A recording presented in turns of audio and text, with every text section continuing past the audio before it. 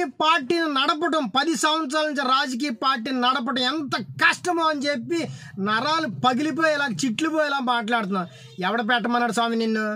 రాజకీయ పార్టీ ఎవడ పెట్టమన్నాడు? నువ్వే ఉద్ధరిద్దామని వచ్చి జనసేన పార్టీ పెట్టావు.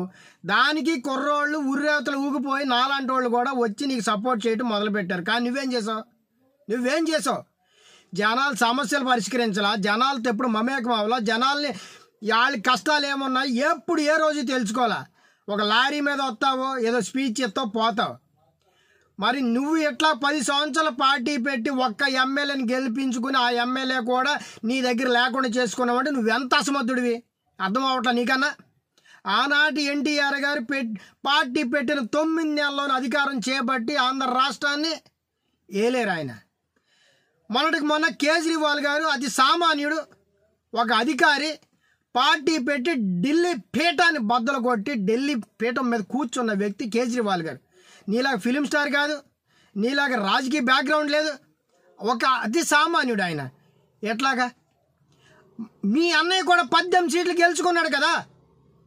నిబద్ధత ఉంటే రాజకీయం మీద నిబద్ధత, ప్రజలకి మేలు చేయాలన్నా నీకు ఏదో కన్సర్న్ ఉంటే తప్ప రాజకీయం చేయలేవు. జనాలు నిన్ను ఎత్తి మీద పెట్టుకోరు, మెప్పు పొందలేవు.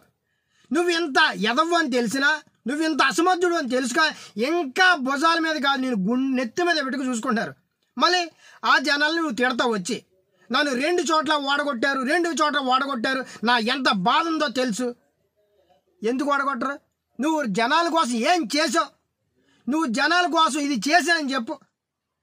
ఏమీ చేయవు, పౌడర్ వేసుకుని వచ్చి ఊగిపోతూ మాట్లాడుతూ మళ్ళీ నిన్ను నెత్తి మీద పెట్టుకున్నావు తిడతావు. నువ్వు నిన్ను ఎవడో ప్రశ్నించకూడదు, ప్రశ్నిస్తే వైఎస్ఆర్సీపీ కోవట్లు అంటావు నువ్వు. ఇది నీ పద్ధతి. నిన్నెవడా మోసేది, ఇంకా నిన్నెవడో అందలం ఎక్కించేది. సబ్స్క్రైబ్ చేయండి.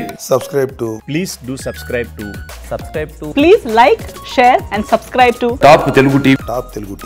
Top Telugu TV.